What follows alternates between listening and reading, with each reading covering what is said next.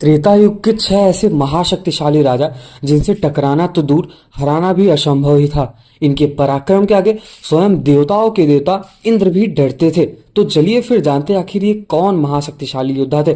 बस वीडियो में अंत तक जरूर बने रहे, क्योंकि नंबर 1 पर आने वाले राजा आज भी जीवित है और इनसे टकराना तो किसी के बस की बात नहीं थी। तो चलिए फिर शुरुआत करते हैं।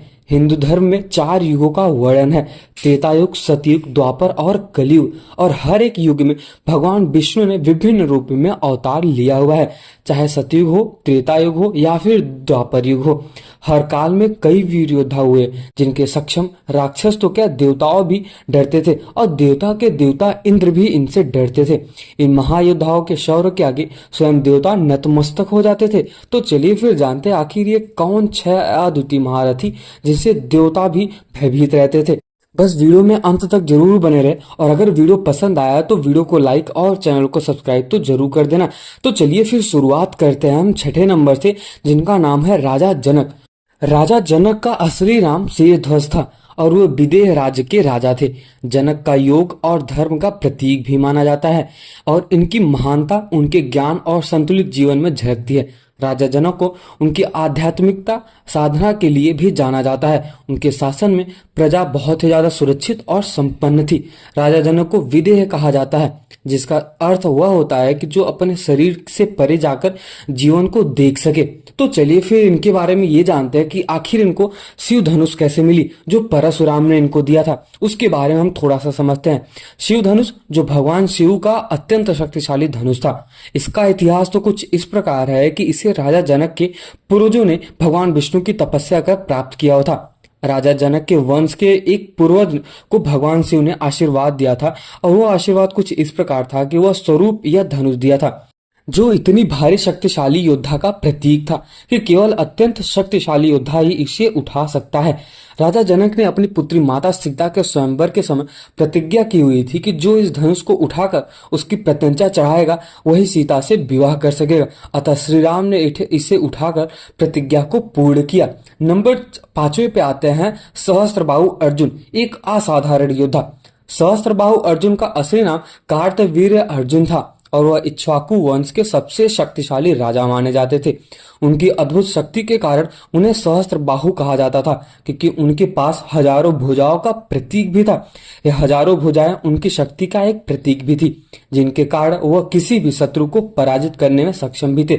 सहस्त्रबाहु अर्जुन की पराक्रम गाथा के बारे में अभी हम जानते हैं। सहस्त्रबाहु ने समस्त आर्यावर्त को अपने अधीन कर लिया था। उनकी शक्ति इतनी अधिक थी कि उन्होंने सभी प्रमुख राजाओं को परास्त कर दिया था। यहाँ तक कि राक्षसों और असुरों से भी उनका कई बार सामना हुआ था। सहस्त्रबाहु अर्जुन की कथा में यह बताया गया है कि उन्होंने भगवान परशुराम से भी भीषण युद्ध किया था। हालांकि भगवान परशुराम ने अंत में सहस्त्रबाहु अर्जुन को पराजित किया था, लेकिन उनकी शक्ति का लोहा देवताओं ने भी माना था। सहस्त्रबाहु अर्जुन का शासन न्यायपूर्ण था, और उनकी सेना इतनी शक्तिशाली थी कि उनको कोई भी इनके राज्य पर हमला करने की हिम्मत भी नहीं कर सकता था। इनकी कहानी कुछ इस प्रकार भी है कि सहस्त्रबाहु अर्जुन के जो पिता थे उनसे एक गलती हो गई थी, और युद्ध हुआ था परशुराम के पिता के साथ। वही परशुराम जिन्होंने 21 बार क्षत्रियों का नाश कर दिया था। इसका मतलब तो ये है कि कहीं भी अगर क्षत्रिय कुल में कोई भी वंशज होता था, कोई भी बच्चा पैदा होता था, उसको वो सबसे पहले परशुराम नष्ट कर देते। उनका सबसे बड़ा प्रण तो ये था कि उनके पिता को सहस्त्रबाहु अर्जुन के पिता ने मारा था। अपने पिता का प्रण चुकाने के लिए परशुराम ने खाई थी कसम, और कहा था कि अगर अभी भी यहाँ पे कभी भी कोई भी क्षत्रिय पैदा होगा तो मैं उसका नाश कर दूंगा। इसी हिसाब से देखा जाए तो सहस्त्रबाहु अर्जुन को पराजित किया था महापरमेश्वर कह सकते हैं परशुराम जी ने। अभी चौथा योद्धा है जिसके बारे में तो आप भी शायद जानते ही होंगे, रावण। अद्वितीय महायोद्धा, विद्वान और शिवभक्त। रावण का नाम त्रेतायुग के सबसे बड़े ज्ञानी और शक्तिशाली राजाओं में गिना जाता है। वह लंका का राजा था और अपनी विद्वता और पराक्रम के लिए प्रसिद्ध माना जाता था।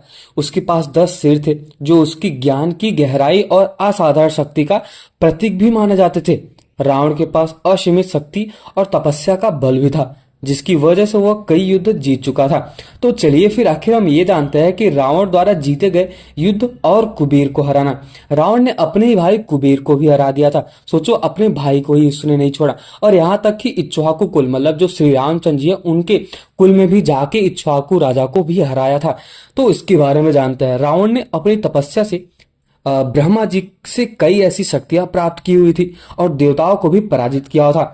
रावण का सबसे प्रसिद्ध युद्ध कुबेर के साथ हुआ था, अपने भाई के साथ ही हुआ था, जो धन के देवता भी माने जाते हैं, जो रावण के बड़े भाई भी थे। रावण ने अपने भाई कुबेर को लंका से निकाल दिया और उसकी पुष्पक विमान को अपने अधीन कर लिया था। जो कुबेर थे वो यहाँ पे नहीं रहते थे, वो पाताल लोक में रहते थे। कुबेर को हराने के बाद रावण ने अपनी शक्ति का विस्तार किया और संपूर्ण त्रिलोक को अपने नियंत्रण में कर लिया। रावण ने इंद्र को भी पराजित किया था युद्ध में। उसकी शक्ति इतनी अधिक थी कि वे सभी देवताओं उससे भयभीत रहते थे। हालांकि उसका अहंकार और अति बल ही उसके पतन का कारण भी बन गया।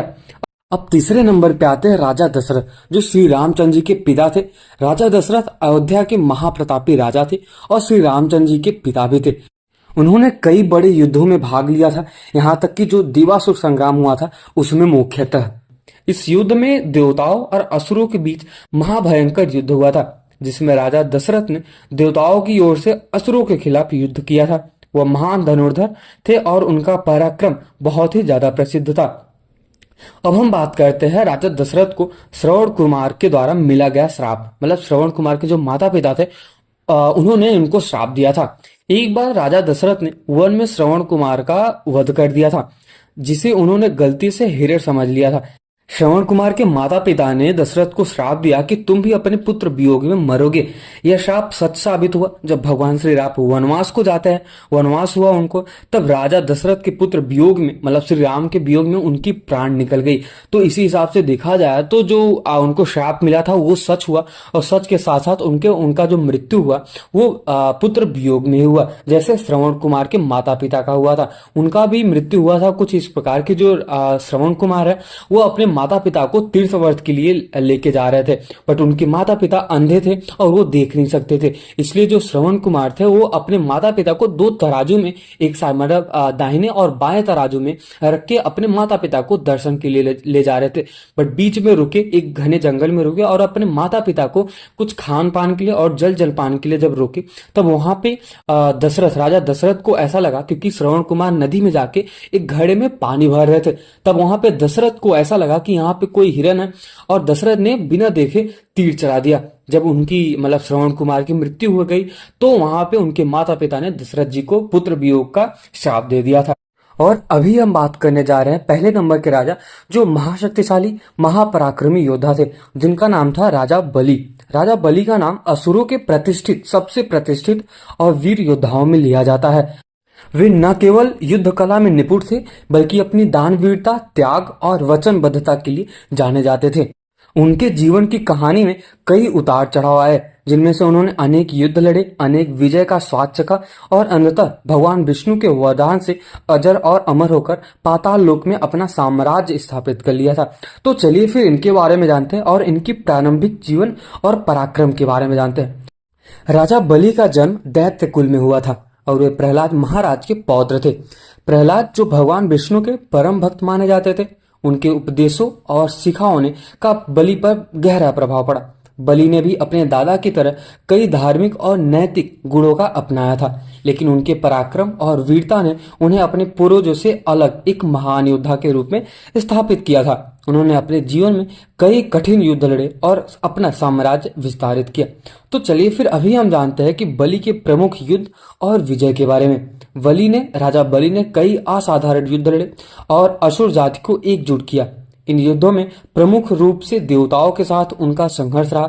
देवताओं से हुए संघर्ष में बलि की सबसे महत्वपूर्ण विजय तब हुई जब उन्होंने देवताओं को हराकर तीनों लोकों पर अपना आधिपत्य स्थापित किया था।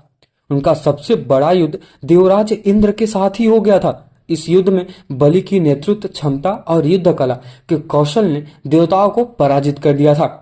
इंद्र जो देवलोक के राजा माने जाते हैं, उनको अपना स्वर्ग लोक छोड़कर अन्यत्र शरण लेनी पड़ी थी। बलि ने अपने राज्य को अपने धर्म और दया से खींचे। उनके शासनकाल में उनकी प्रजा सुखी और सुरक्षित मानी जाती थी।